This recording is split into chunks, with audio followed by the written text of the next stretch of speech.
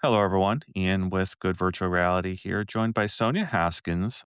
Why don't you tell us where you're tuned in from today, Sonya? Hi there, Ian. Thanks for having me today. I am tuning in from Long Beach, California. I recently moved over here across the country from East Tennessee. Why don't we get started at the beginning and start by sharing how you got into VR in the first place? Sure. So I pretty much had no real connection to technology. Of course, we had a computer, but we didn't have gaming systems or anything like that. And a lot of the time we didn't even have a television. But in 2017, my oldest son was being deployed to Afghanistan and he wanted me to spend the day with him. So he invited me to go with him to Best Buy, and he said he wanted me to try something there called virtual reality. I thought it sounded a little odd, but I'm always up for an adventure, so I went and put the headset on, and literally it was mind-blowing, and I was so impressed by it that I purchased it on the spot and came home and started playing, and so that was really my initial introduction to VR, and then I just ended up being really good at it and playing games, and that expanded the story exponentially after that. Interesting. So that was early. That was a Rift or a Rift S that you It bought on was the a spot. Rift. Yeah, it was definitely the Rift. So the Rift came out in 2016, and this was April of 2017 was my introduction to VR, so I was one of the first, OGs having the original Rift. And then you had a PC at home that you knew could drive it? Like or how did you make sure that you were PC ready basically? That's funny. No one's ever asked me that question. So basically, no, I didn't have a PC at home that could drive it, of course. My son, because he was being deployed to Afghanistan, he actually had asked me if he could store his computer at my house while he was on deployment because we knew that, could potentially be a couple years. And so I had his gaming PC, and that's what I hooked the Rift to. Ooh, wow. You how many sensors did you have set up for that system? Wow. So I think initially it was just the two. There may have been 3, but I'm pretty sure it was just the 2. And then eventually, of course, I tried 2, 3, 4, anything to try to get the very best performance. I'll ask you the question I ask a lot of my guests on this podcast is, do you have a particular moment of presence, a favorite memory in VR that you can call out as your favorite moment in a headset? Wow, there were so many, but I'll actually tell you a favorite memory that's kind of funny, but it also kind of illustrates how you learn and change and how things were happening then where we were really trying to figure things out. But as you know, I played a game called Echo Arena. And so in Echo Arena, you were a robot basically in this area in space where you could float through. So you would either fly or float or whatever, but there was a area where you came into the game or you came into a match. And so you could compete in the arena, but you had to spawn into this area. And so this is not one of those, "Oh, this is my favorite memory because it's such a sweet, wonderful memory," but it's a favorite memory because it's funny because I spent so many hours of my life getting through these moments. But basically, when people initially, the way they had it set up, when you were a robot and you spawned into the area, you spawned into this little pod, and you had to raise a bar. You had to grab a bar, like, with your physical hands in real life. You would grab the bar in VR, and you would have to lift it. So, for people who were brand new, when they initially spawned into that space, we would stand there, like a bunch of us who were basically just volunteers, and I didn't have a regular job at that point. I took care of my family and home, but I didn't have a job outside the home. So, I would spend hours just sitting in that spawn area, welcoming people and saying, "Hello, we're so glad you're here." And they would be stuck in that little spawn pod. And so I'd be like, "Okay, now reach your hands down. No, you know, your real hands. Grab the bar. Nope, grab the bar is right there in front of you. It's there. Yes, it's real." And I'd be like, "Now push up the bar or do this." And it's a funny memory because I laugh now thinking, "My gosh, like, what was I doing?" I literally just spent so many hours of my life trying to tell people how to get out of this pod. What a wonderful anecdote, and that was, I did expect you to give an Echo Arena, story there, so I appreciated you answering that question the way I expected you to. So tell me about your time in Echo Arena overall. For the people that might have missed that story, tell me, what is the story of Echo Arena to you? Echo Arena was a life-changing experience for me. Basically, I began to meet people outside of my traditional social circle and society that I was used to, and met people from around the world, became friends with them, talked with them. It became a community where you would put a headset on and suddenly you're in this immersive world with a bunch of other robots and you could play these games and be competitive, but it was so much more than that. And to me, Echo Arena is a great example of the beauty of immersive reality, which is you can be somewhere else and do something else and try on different personalities or different looks and different attitudes and see what you want to be in life or what you want to explore. And so that's what that game was to me. It really gave me the freedom and the permission and the opportunity to be able to say, is it okay to do something or be something other than a stay-at-home mom, a homeschool mom, a conservative Christian homeschooler? There are lots of different things, but I'm just saying for me personally, that was the true joy, and also the benefit of it was it allowed me to be able to explore life in ways that I never would have been able to in my physical environment. I love that story. It's always resonated with me talking to you over the years. I remember when Echo Arena shut down. I was actually in VR when that was announced. I was doing the VR download podcast, and the comments start mentioning that Echo Arena is done, and I had to pop out of my headset to confirm it in a browser window that they really did put out this announcement saying it was done. Recap from your perspective. What did it mean to lose that place? For me, it was very similar to others. I was sad and just trying to figure out what does this mean in terms of my ability to be in VR, because I had found a community and felt like it was a home. It was a home to me. But for me personally, it was also devastating on a different level because the game itself and that environment had allowed me to start making choices to live a different life. And I was doing that and I was making tough choices and I was having people who weren't happy with those choices. And now, here, all of a sudden, this is gone. And so it's almost like I made a decision to take this path, and then suddenly that path is no longer there. So what do you do? It was, already I had been in those couple of years around that, and largely because of the game and the people I met and the conversations I had and the life-changing decisions. My kids had grown and left home. My husband and I separated. I was going through a divorce. I moved 4 hours from where I had been living the previous 30 years. I was basically homeless for a while, staying where I could, and then I moved into a place finally where I had and I think you may know part of this, but, I had no floors, no indoor bathrooms.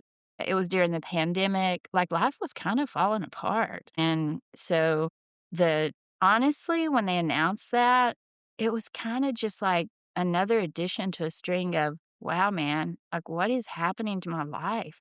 It's just falling to pieces. Wow. What keeps you in VR through that period? Why see it through if it's that if there's all these things that seem to be pushing against it? Because VR wasn't the it wasn't the cause of those bad things. It was simply part of the circumstances. And also, honestly, it's part of what helped me get through all those things. So, like, for example, whenever I had moved, separated from my husband, and really just trying to start over on my own, I didn't have a job, I had no money, no savings, no checking account, no nothing. I didn't even have a car for a while. And so during that time, you know what I had? I had my perseverance, my stubbornness, my willpower, basically. I had a laptop. I had at that time, by that time, the Quest was out, and I had my Quest. So I didn't even have my PC, no furniture, no desk, no chairs, nothing.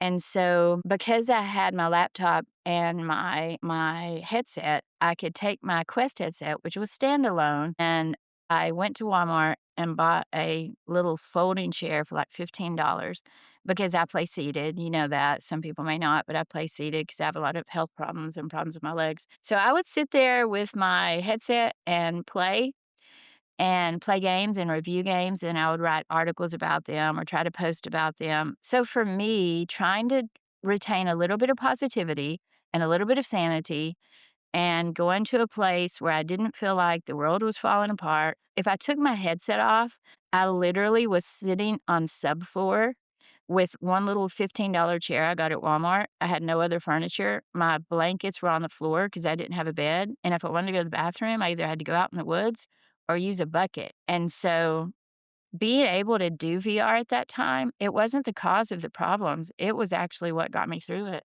Whew, um, I'm getting a little choked up here because I see a lot of similarities in my own journey here. I don't think um I haven't had as tough a time as you, but also I do know that feeling of the only thing in the world that I own is my VR headset, Right? and you can't take it away from me, right? Like you can't take these virtual worlds away from me. They're still an escape and a place I can go. And so I definitely feel a kindred spirit there in sort of your story there. You said no floors. I mean, there's dirt floor under you, under that chair. That's So and the bedrooms had subfloor that was not rotted. The living room had rotted, so I had to pull that floor up. The bathrooms actually had no floors at all, so that did go down all the way to the ground. There was nothing in the bathrooms. There were bathtubs, but there weren't toilets or sinks or anything like that. Those floors were missing, so animals would come up through, and it was really bad. so what how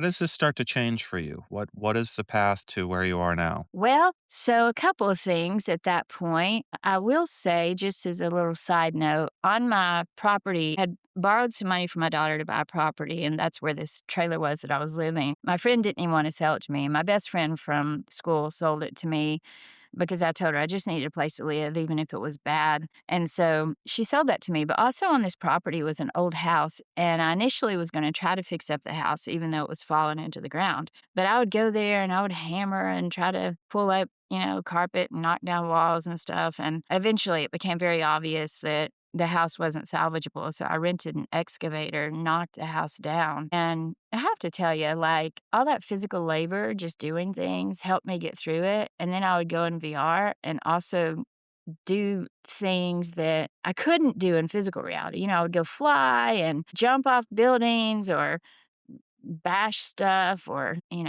things like that, compete. And I know what was really fun at that stage, I was playing a game that, where you collect all your treasure and store it in your bunker and stuff. And you probably know which game I'm talking about. But I would go and it just gave me a lot of joy to be able to go and collect everything I possibly could and put it in my bunker because I thought, man, I may not have anything in this physical house I'm living in, but my bunker is stocked.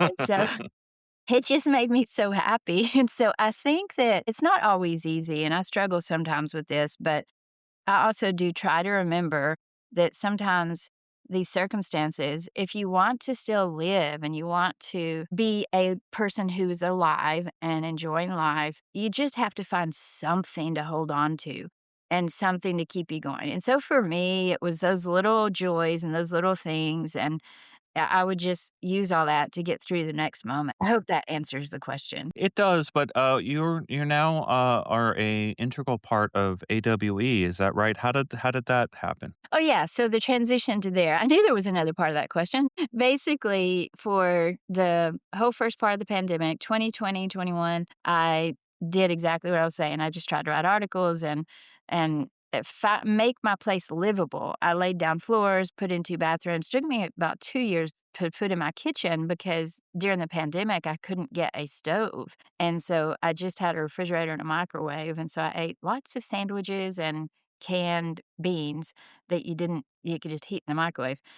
And so, then that was 2020 and 2021, and then in early 2022, I actually was just getting really discouraged and depressed. I had no job and no money. I mean, I did few little side jobs, like helping with a few VR type things, but nothing was sufficient to actually pay bills and things like that. And so A friend of mine actually offered me a she had a trip to Costa Rica that she wasn't gonna be able to take, and it was still during the pandemic, and people weren't traveling. Tickets were very cheap, and I had enough money to buy a ticket to Costa Rica. It was just $250, and she gave me her reservation for her hotel down there. I went down there, stayed, flew back, and the next day after I flew back, Ori Inbar, who's the founder of AWE, called me and he said, I was wondering if we could chat. And I said, yeah. And so we hopped on, and I didn't know what he wanted. I just thought he wanted me to help with like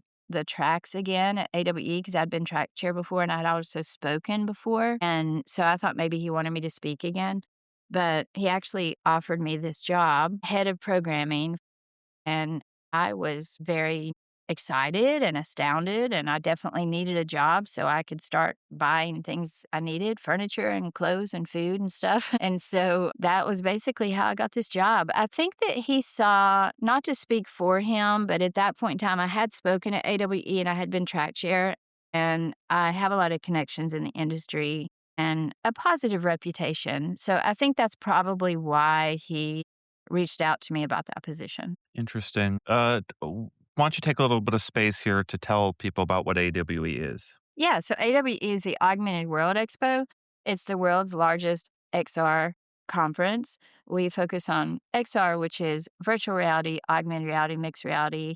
And we also have XR plus AI, because that's a very hot topic right now. And we have robotics as well. So, like physical AI as well. There's a couple beautiful things in your story that I want to hone in on or really call out to the audience. You described your favorite memory as being basically a helper in VR, helping people get onboarded. And I don't know, a month ago now, I was at this jigsaw convention. I've talked about it a bunch on my Yeah. podcast now, and I got to see a bunch of people try VR for the first time.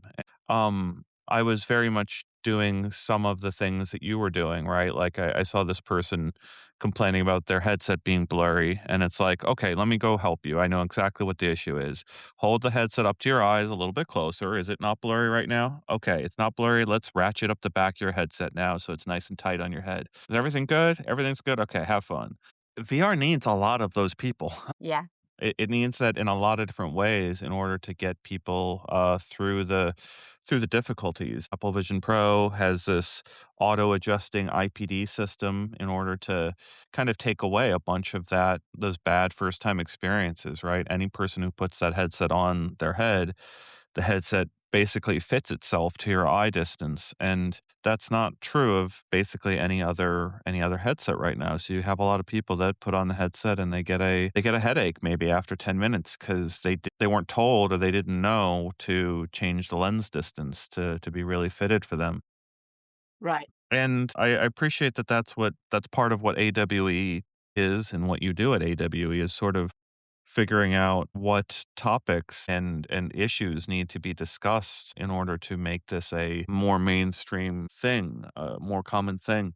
I think I got to go back here a second and ask about how you felt about the decision to close Echo. So I know what it meant to you, but I want to understand, Echo wasn't the first or the last, and maybe it was the first, but it wasn't the last thing that Meta has chosen to close in VR. Horizon Worlds was announced as closing quite recently, but the scale of that investment in VR was, dwarfed Echo Arena, right? Like they spent a lot more money on an idea that they killed overnight. They had a lot of people employed to work on that idea in VR. So I had Alcoholics Anonymous members on this podcast. They held their meetings in Horizon Worlds. Yeah. They also have meetings in VR chat. They had them in Altspace before Altspace closed, having them in all sorts of places online, basically anywhere they can get people together to sort of help them out. Uh-huh. But like, there's such a different response in how they chose to sort of keep Horizon Worlds alive for the foreseeable future, but then they had to like kill Echo Arena in its entirety. I feel so unfair, right? Like, it feels so unfair that Echo Arena had to go away. And, this isn't like this. I'm not gonna say that Horizon Worlds should have shut down. It's really great that they kept it going for those people like the AA meetings, still able to hold them Right. inside those spaces. But it's also like I can't understand the math here and the reasoning for like why you kill a place that, as you described, your very human experience of just playing a game seated that makes you feel like you're weightless. Like you forget for an hour and a half or 2 hours that you have these physical limitations and you just go there and you're weightless and you're flying around and throwing frisbees and playing this incredible sport where you're communicating with other people. And just, some business people get together one day and say, um, this needs to go away entirely. And so like I need to focus on this for a minute with you and just understand like, do you wish it had gone a different way? And if it had gone a different way, what would that way have been? Do you have hope that we're ever going to see something like Echo Arena again? So that's a lot to unpack. As far as seeing something again, I would absolutely love to see something like that again. Would love to be able to have that same feeling. I mean, it's almost, though, kind of sad because I feel like I don't know if there'll ever be anything exactly like that again, where you just get that complete, absolute thrill that and joy. It's almost like when you're releasing oxytocin and you get happy hormones or feel so good or whatever. Echo had that effect because it was so unique and so awesome when you were playing it. So I do hope that someone can create something similar to that again. That would be great. I don't know if that'll happen, but we'll see. I mean, there's always that possibility, of course. As far as why and all the other stuff, I think that there was a lot of stuff happening and going on. So there are 2 main things that I'll mention. One is, as you know probably, a lot of the developers, it wasn't like they were only just focusing on Echo at that point. I mean, I think some of the developers were beginning to work on other projects at Meta or otherwise. And of course, I don't work for Meta and I didn't work for RAD either, Ready at Dawn, the company that created Echo. So I don't have information that everybody else doesn't already have. But I will say that my understanding is they kind of started spreading that out. And there were a lot of broken parts of Echo that were going to be very difficult to fix. Like, I think there were just things that were broken that they maybe felt like they couldn't fix. One thing I do think that's good is that after Echo was shut down, Facebook or Meta did not complain when they found out that there are still people trying to kind of work on the API and stuff behind the scenes. So I think that that was good that they haven't really, to my knowledge, they haven't contested that and they've allowed Meaning that to there's continue. private servers where people are still keeping Exactly. it alive. Yeah. Yeah, so they've kept it alive by using the code and everything and putting all that on private servers, and to my knowledge, Meta has not said anything about that, and so I think that's a good thing that they still have allowed a certain to that to continue to a certain degree, but, yeah, I mean, there were just a lot of other behind the scenes things happening that were changing the ability to continue to keep that game going at a high quality, and also the Yeah. community. I've talked about that a little as well. I think what happened was we had Echo when we had the Rift, and then the Rift S, which was kind of inconsequential, to be quite honest. But then once the Quest came, the initial Quest, once that was launched, just to give you an example, the Discord server even if you just look at the Discord server, it was like 5,000, maybe 3 somewhere between 3 to 5,000 members of and within, I think, 3 months, we got up to, like, 40,000 people just based on the release of the Quest, the standalone headset, because now people could play that. And so if you suddenly exponentially grow a certain group of the population, this tended to be more younger players because the Quest brought in younger players, a lot of maybe unsupervised players, people who had never been in VR before, but now this is going to be their new medium. But they also had grown up with traditional, some of them had grown up with traditional gaming or social media where the attitudes are a little bit different. And we're, as a society, also going through a lot of changes right now, where in the past 20 years, we've had social media where it's okay to be anonymous and assault people and harass, really badger and insult and things like that. And so I think that there were also a lot of social consequences to this huge group of thousands of people coming into that game that maybe they weren't quite prepared for, if And that then they makes kinda sense. it does, but then they kinda leaned into it with Horizon Worlds, and then they also canned that, even though they still have faith in this mobile version, which I don't know. I don't have a lot of faith that the mobile version of Horizon Worlds is going to fare any better than the VR version, and they're gonna end up having to end that as well. And the thing that I guess frustrates me is voices like your own sort of getting drowned out of the ecosystem, both by the kids invading, but also just by business people who may not understand the incredible value that is being had by people in your situation. Like, it's just When I yeah. will jump in there saying not just my situation, but I will say that is one area that I do agree with you on, and I think it's a little bit frustrating. So one of the first things that I did when I started playing VR, and we didn't really go into this in depth, but when I started playing, I ended up being really good at Echo. So I qualified to compete at the esports championship and at Facebook at the developer conference, Oculus Connect 4. And so that was in the summer of 2017. And so initially, I mean, when I first started playing that game, most of the people thought I was just a little boy because I have a high pitched voice. And I'm like, I'm not a little boy. But they assumed I was a little boy because they expected only males. And so I was like, I'm a woman. And they're like, oh, a girl. And I was like, no, I'm a woman. Like, I'm a grown woman. I have kids. And so, so that was one eye-opening moment for them. Well, then when we got ready to go to California, I told them I also needed a chair.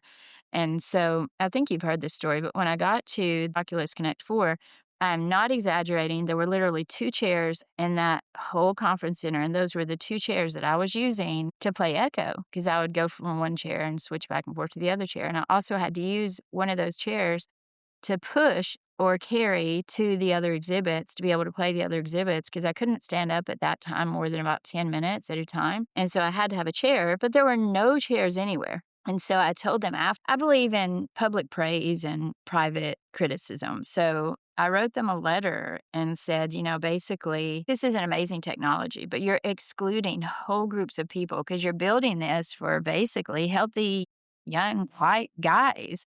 And I say white because there are other things that came into play that, symbolism and things like that. People, when you build stuff from a certain perspective, and that's the only perspective the only people you talk to have that same perspective, then you tend to not even know what is going to be not accessible to others. So they were like, well, what do you mean? I said, for example, I have to play in a chair. I play seated. So I can't play most of the games because maybe like I want to do this puzzle game, but the lever I have to pull is up on the ceiling. Well, I can't reach that. I mean, I fortunately can stand up for brief periods. So I have to walk across the room and pull the lever. But the point is sometimes I'm hurting too much, so I can't do that. Or I said, like, I'm a woman, I'm a little bit overweight, and I'm definitely a female, so I have breasts and hips and a different body shape than the men who are building these games and apps. And so if I go to play a gun game, for example, I don't know if you remember, but a lot of the guns were positioned or holstered on your breast, like on your chest area. And so I said, if I'm out having a shootout with a guy, he just grabs his gun and shoots me.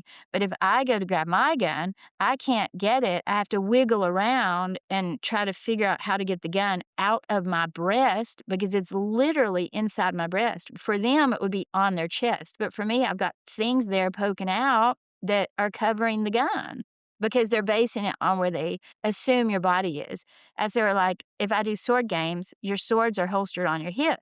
Well, again, my sword is inside my hip because they're basing it on the average size of an average person, not a fat person or a woman person or, somebody who's seated. So, yeah, I kind of had some really long discussions with them about stuff like that. And they're like, wow, we never thought about these things. And I'm just like, well, this is why it's kind of important to have many, many different people giving input on stuff like this so that you're not creating it just for this like little clones of the same type of person. And I mean, you're nailing a lot of what I see in the ecosystem today. I kind of keep hitting this, keep repeating this on the podcast of how many of the people who buy the Meta glasses today are men. Are they really taking into account the discomfort that um, women are feeling being recorded without their consent? And then with Horizon Worlds, just the level of screaming and vulgarity and um, that might be present amongst youngsters who haven't been acclimated to social interactions yet. And I find so much interesting.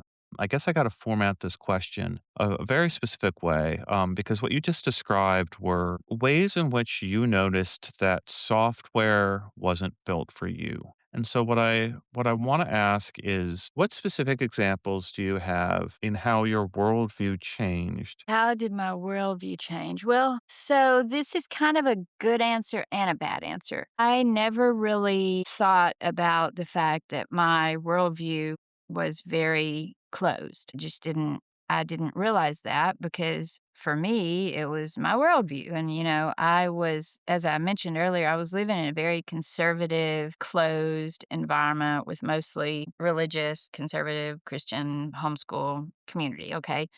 And so there's a lot of I tried to expose my kids to different cultures, and I love languages. I love any languages, and that's what I studied in school. So I've traveled quite a bit, and I would drive them around to different places, historic sites around the country, whatever, to try to expose them to that. But with that said, my environment and physical reality was pretty closed.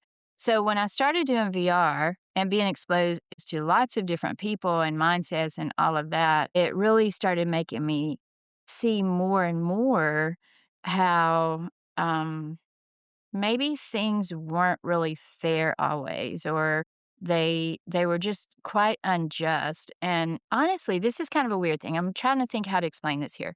So when I was only with the people in my physical environment, and whenever I would be around Christian friends or homeschool friends or whatever, they would be very negative about, for example, people in California or people who work in tech, things like that. Cause there's a bias there, there's a strong prejudice that it's all evil and it's all bad. And so I definitely came in having had been exposed to that for most of my life because that's largely also from the area I'm from. They're very much not pro tech. And so when I started talking to people in Echo and they found out, for example, they would say I was, quote, just a mom. And first of all, that's a phrase I hate. Don't ever call me just anything or anybody else. You're not just something. When you're doing the best that you can with whatever you're doing, then that's worthy. It's not just. And then, though, if they heard that I was obviously I'm Southern, I have an accent, or that I was a quote Christian or homeschool or whatever, they would just say all these insults. And then honestly, what was even worse than that, the fact that I was a woman, it was just like the worst thing ever that I possibly could want to play these games. And I would have people harass me, swat me, started locking my doors for the first time, had to call the police several times and talk to them because someone had reported our address. I would find pictures of my home online, threats to me, threats about my kids. When COVID came out, people would message me and say, "Was I dead yet?"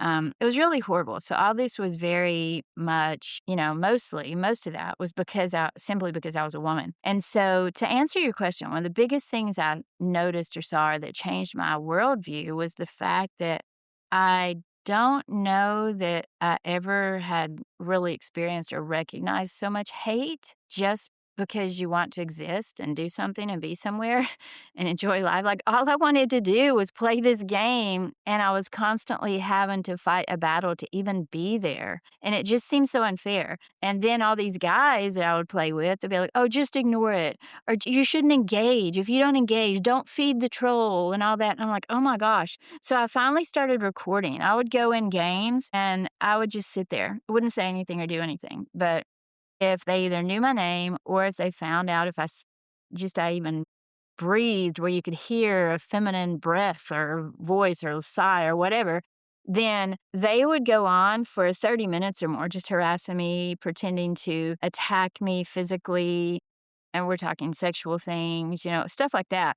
So I guess it really just made me see how mean and cruel people can be. And maybe that's something I really hadn't really thought much about before. And so it started making me think more about, wow, we've got a lot of work to do in this world. I'm sure Yeah. others have had it a lot worse. Like there are other situations with bigotry and hatred and misogyny and racism and sexism and all that. There's a lot of examples. This is just a small example of something to answer your question that made me start thinking more about those things. In terms of my whole world flipping upside down, I basically decided that I didn't want any part of that, but it went both ways, is my point. That's what I'm trying to say. When I started hanging out with them, my quote, conservative Christian homeschool friends then started, they would do the opposite and insult those people. So one group insults the other group, and the other group insults the other group. And it's just like, wow, man, like what is wrong with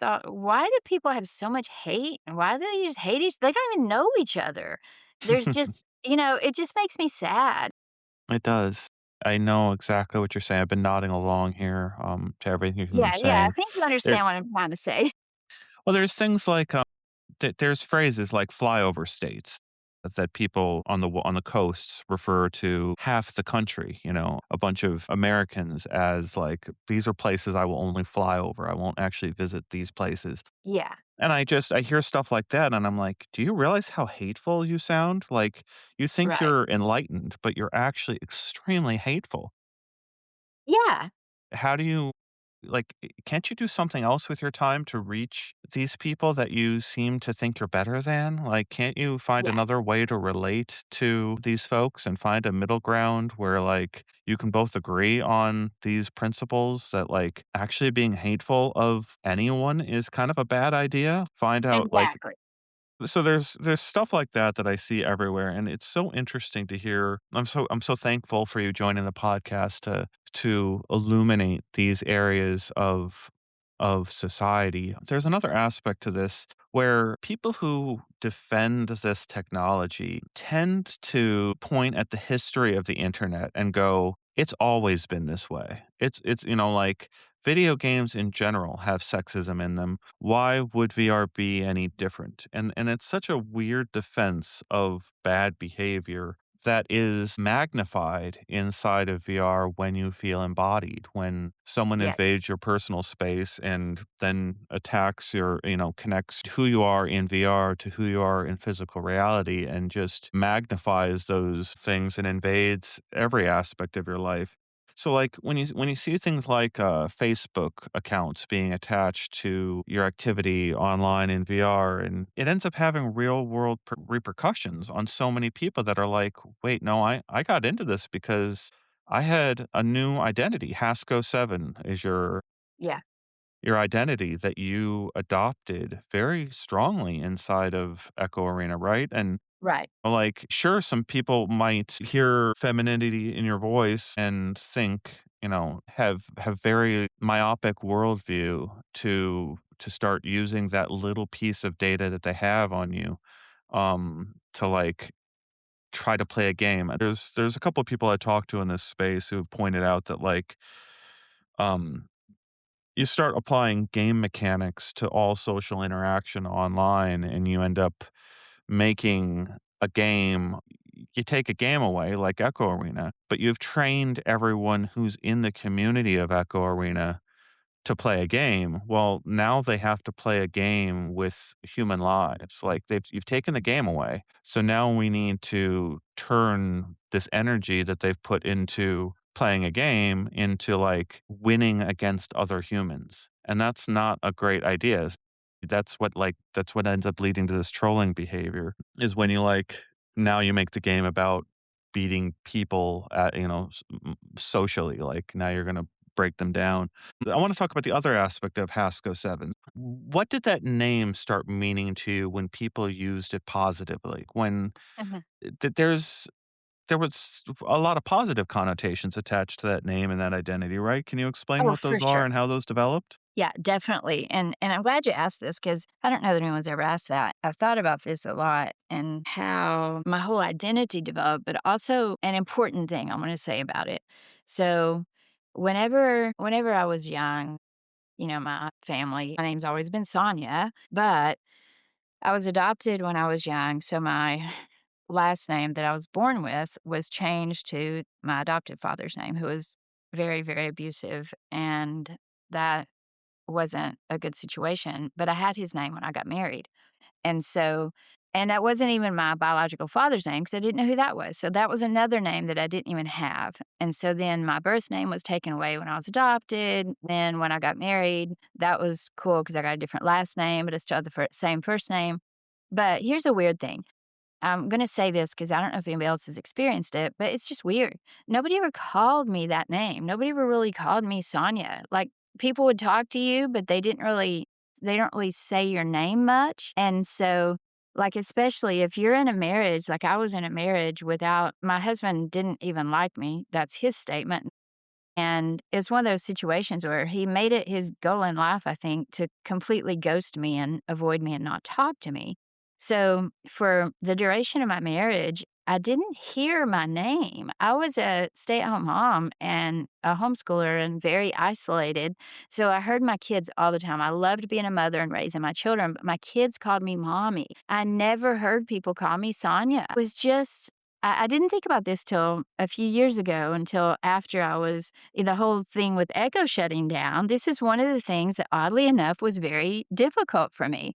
When I started playing that game and I used that gamer tag, and in the game, people would call me Hasko and Hasko 7. They would talk about me or they would ping me on Discord or they would, post things and it was positive. For the most part, very positive. The people who were jerks, it happened a lot, but they weren't the majority of the people. That's important to note. And so I would hear my name all the time. My name as in Hasko 7. And so when the game started to shut down, honestly, this is the weirdest thing, Ian, but I actually was thinking, wow, now who am I? Because nobody ever calls me Sonya. I'm divorced now. I have no, like, all my friends are gamers who call me Hasko 7. And so it was really weird. Like, it was weird just trying to figure out who I was and that identity because, that's a lot to process.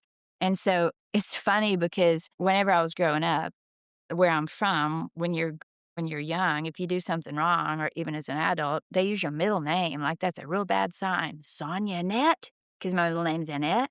They'll be like, "Sonya Annette," and I knew I had done something bad.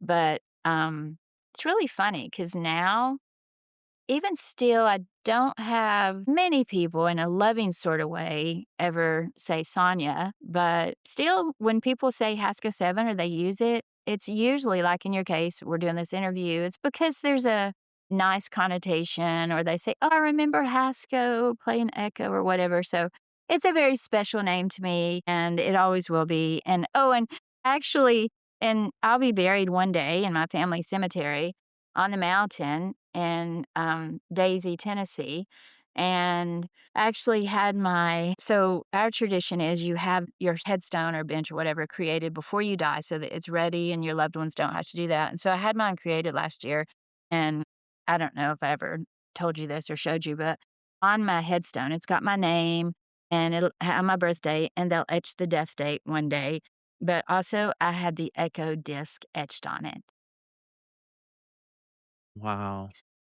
So, I mean, But there's a lot of identity there. yeah, wow. Not Hasko 7 isn't gonna be on that tombstone though?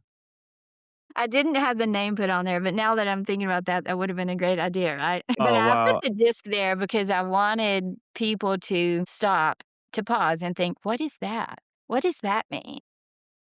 Love it. Yeah, one of the probably only people in the world that's ever thought that much about the meaning of that place, and what a beautiful, part of the story. Thank you for sharing that, Hasko7. I'm 40, I don't know how old you are, but there's 55.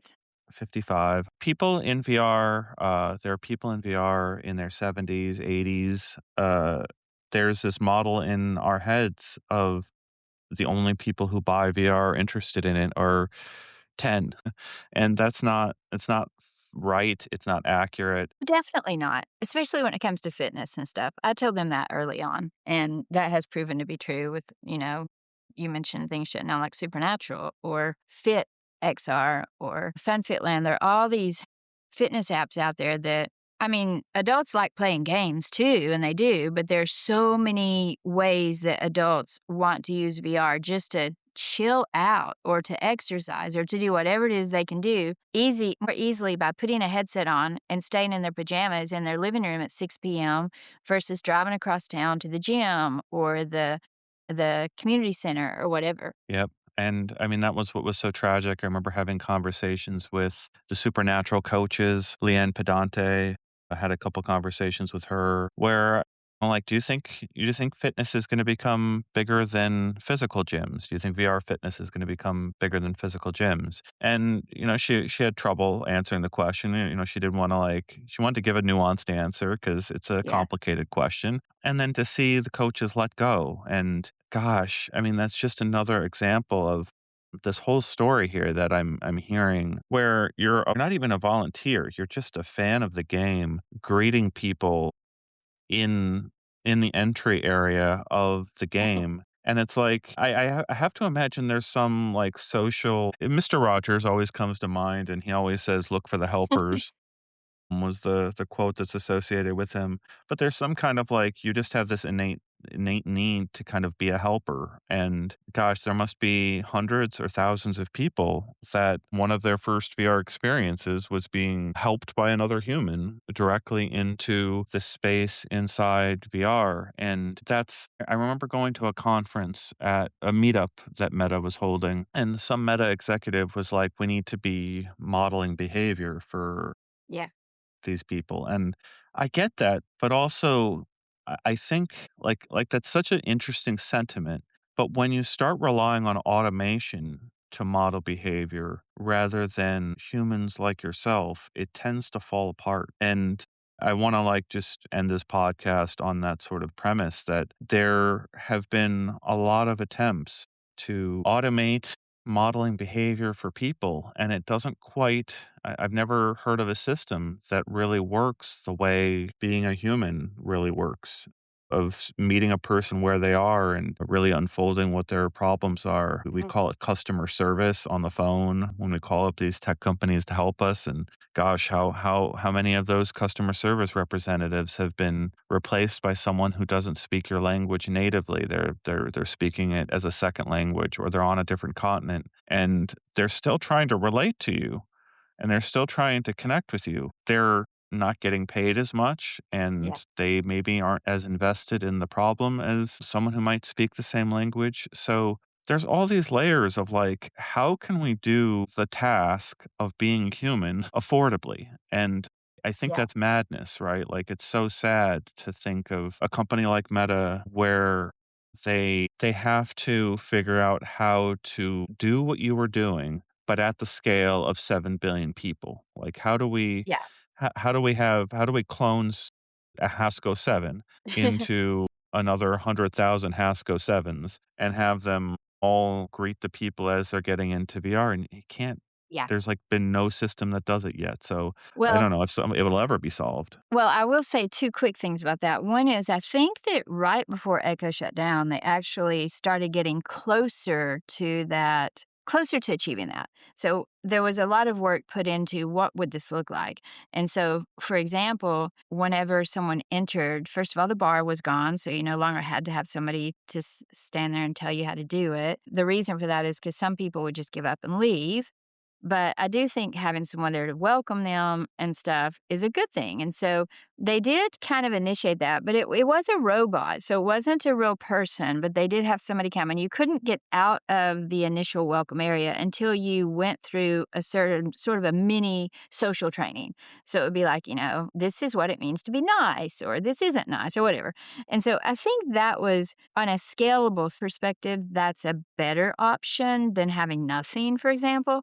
But as far as having real humans and stuff do those things, I've always said that the biggest challenge is making sure that people understand anything online, whether it's immersive reality or just chat rooms or whatever, that we really need to start. And we should have done this from the beginning, but of course, no one could have known how quickly it would have expanded and exploded and all the things that you can do now. Nobody would have necessarily had the same sort of mindset 25, 30 years ago and been able to anticipate the speed at which we've, changed over the past couple of decades. So what I'm getting at is what we really need and should have done from the beginning, but I don't think it's too late to ever try to do the right thing is the social standards. For example, you mentioned earlier when we were talking about even having a majority of males perspective or lack of females or whatever. Well, this isn't just an immersive tech problem. This isn't just a tech problem.